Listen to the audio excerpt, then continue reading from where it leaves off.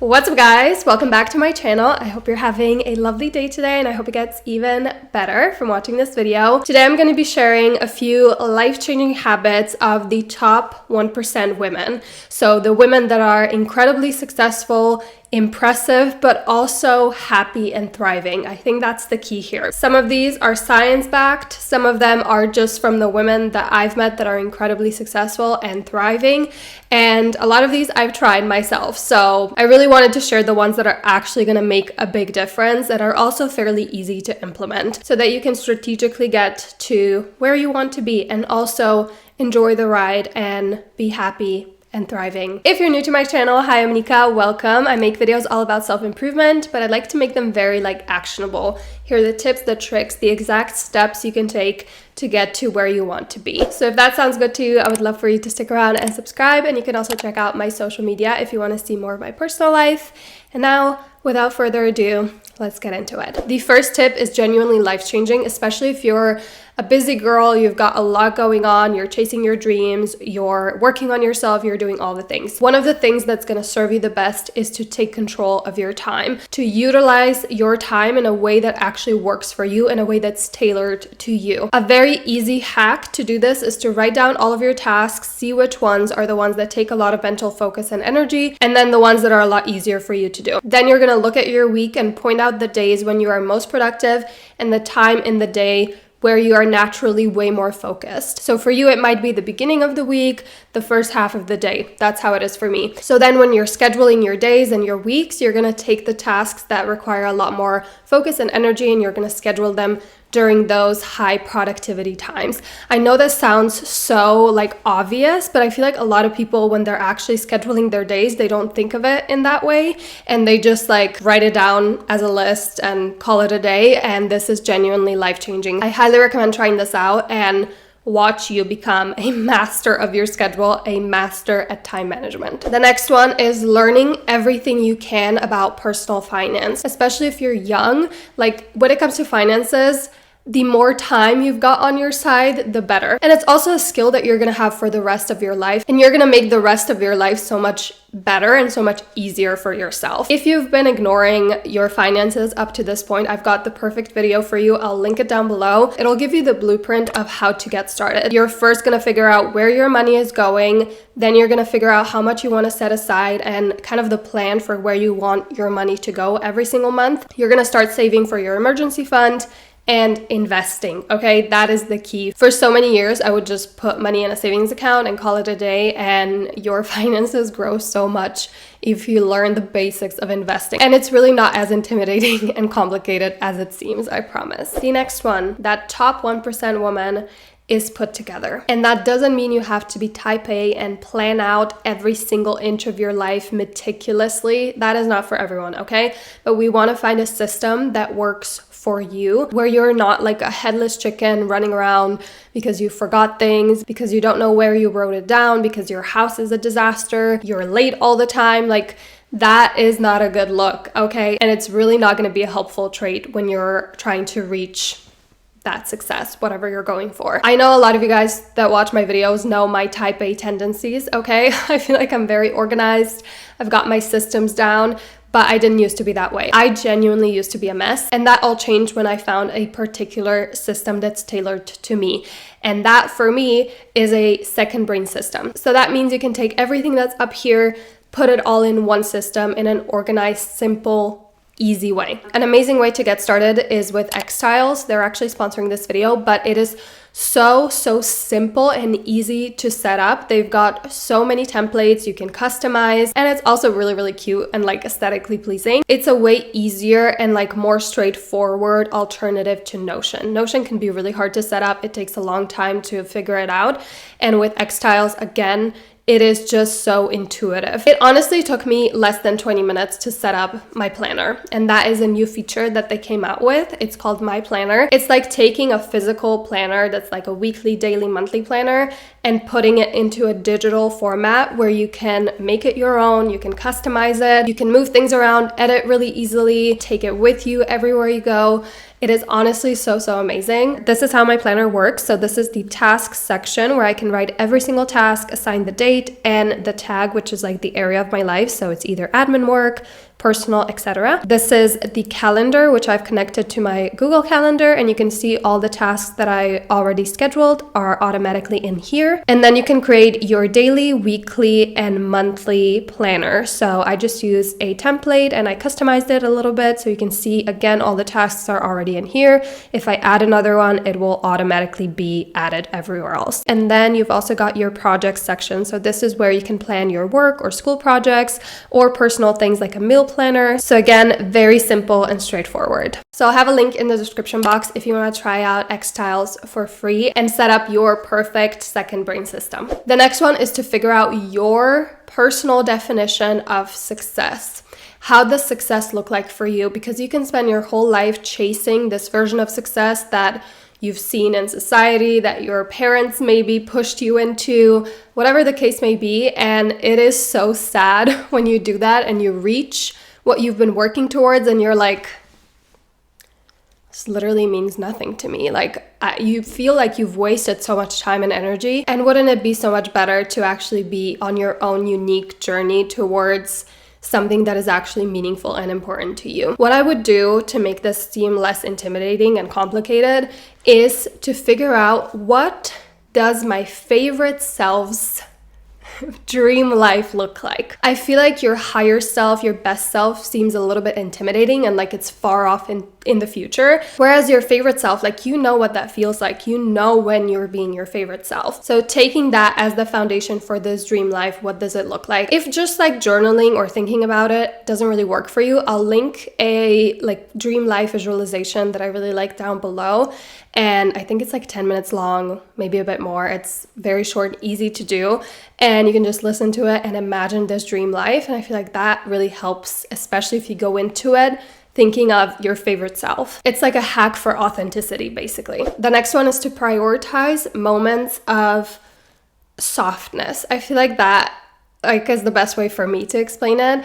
Like when I am soft, I feel like I'm present, I'm calm, I'm like taking the time for myself, I'm breathing deeper, like I'm just zen, you know? And obviously that's amazing for your health, your physical health, but also especially your mental and your emotional health. It is crucial, especially for us women. Like it's a very feminine thing to live your life very softly, and obviously chasing your, very specific goals in your career is a more like masculine thing. Like I know for me, I feel a little like rougher and more analytical and stuff, and I love those parts of myself, but I know that I need that like balance. I need my free time, especially, to be where I can be soft. I really feel like in this day and age, we can forget about that part of ourselves. And I feel like our health really suffers, especially for us women. And when you start prioritizing that time for yourself and that softness, I feel like your intuition gets louder and louder. It's always there, but if you're constantly ignoring it because you're so busy, it gets quiet and it's hard to hear. And if nothing else, you just become more connected to yourself and you know exactly what you need, when you need a break, when you need to replenish, refill your cup, and that is a massive win. And the best part is that you can practice this, you can prioritize this softness in so many different ways. We are all different. It's not a one size fits all. So you don't need to sit there and meditate for an hour. You don't need to dance. You don't need to paint. You can do whatever works for you. So just write down some ideas of like activities for when you specifically feel that softness. The next one is very obvious, but we cannot not mention it, and that is to have a very clearly defined goal for yourself. And what that means is that the roots of that goal are emotional. Like the reason for why you want to achieve this goal is something that's deeply meaningful and important to you. Obviously, it's going to be really hard to work on this consistently, especially when that motivation wanes, when you're having a bad day, if it's not something that means a lot to you. So making sure that that why is very clear and very important to you. And then the second part is to just define this goal in a very clear way and then break it down into small parts. I really love the SMART method. So that means that a goal is specific, measurable, achievable, relevant, and time-bound. I know this is going to be annoying to hear, but the next one is to prioritize your health. You cannot perform at a very high level if you do not take care of your health. And it's the one thing, again, like time, that money cannot buy. And it's your job and your responsibility to take care of yourself. And you deserve that care.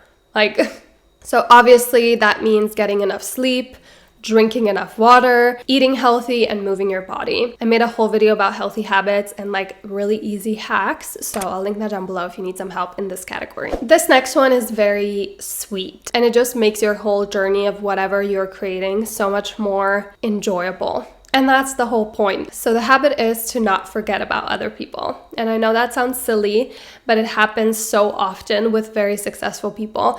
And one of my favorite metaphors is imagining your path to success as a mountain. When you get to that top and the view is amazing, it's so much more fun and enjoyable to share that moment with other people than to tell them oh my God, guys, it's so beautiful up here. That kind of sucks. So it's about sharing your success with other people. It's about giving back.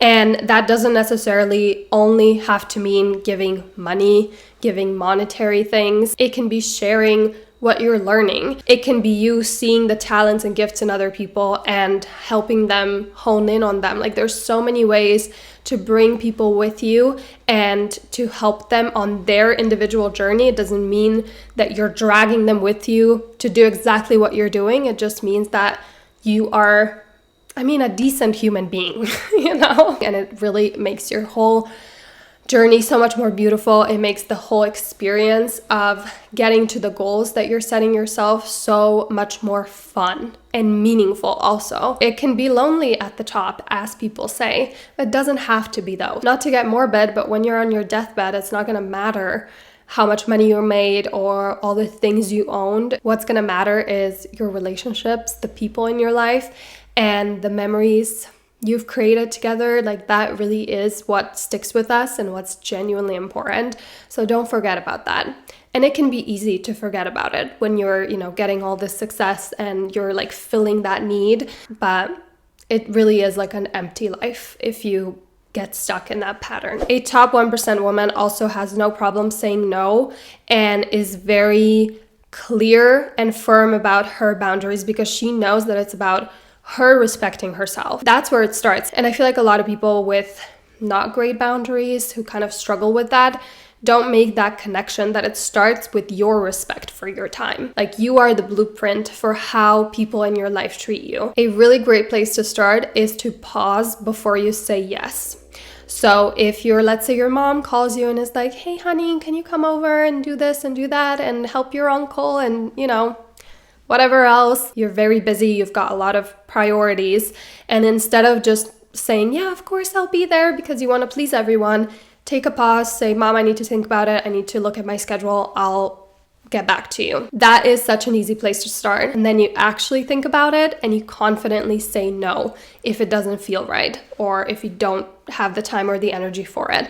And it's going to be uncomfortable at first. It will. There's no going around that, but it really just takes some practice and it's going to get a lot easier. And then when you say no, it's not a big deal at all. It's really hard to get to where you want to be if you're constantly doing things for other people, to please other people that you do not want to do at all, that does not feel right for you to do.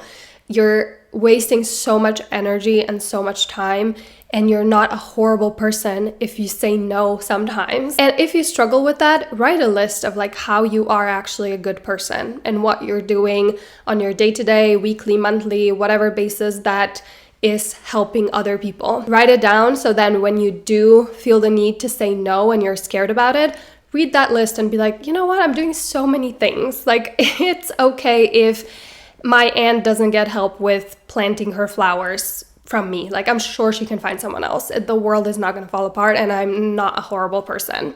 So try that out. Learn to prioritize yourself. You are with yourself 24/7. That's the number one relationship in your life that no one can ever take away, so make sure that it's a good one. And last but not least, the 1% woman is highly resilient.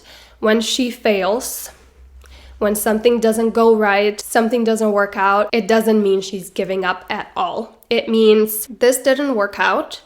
Why didn't it work out? How can I learn from this, get better, try again? And you do that over and over and over again until you can figure it out. That is something that every single successful person has had to learn. It is pretty uncommon to hear about someone who just hit a home run first try. And it's way harder to keep that up. Like you need to learn how to fail and how to suck and how to keep going despite that. I made a whole video about resilience. It's honestly one of the most important traits in my eyes for just your life in general, not even just success. So I highly recommend checking that out if you need more like tips and tricks and advice. So I'll link that down below. Alrighty guys, that is it for this video. I really hope you enjoyed it and found it helpful. Let me know what your number one habit or hack would be. Like, what is that one piece of advice you wish you could ingrain in the brains of every single woman you know? I would really love to hear that. If you enjoyed this video, I would love for you to stick around and subscribe and check out my social media if you want to see more of my personal life. But thank you guys so much for watching, and I'm gonna see you very soon.